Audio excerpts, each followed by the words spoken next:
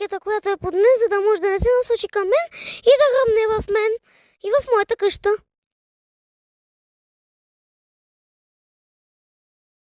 О, как се ударих, както и да е. Това май е мястото с ракетата. Преди да влезна, ще оставя една табела, че е опасно, за да може, ако идват други хора, да си знаят. Ето и ракетата, където я търся, сега трябва да я разгубя. Опа, ракетата изпуши, трябва да бягам.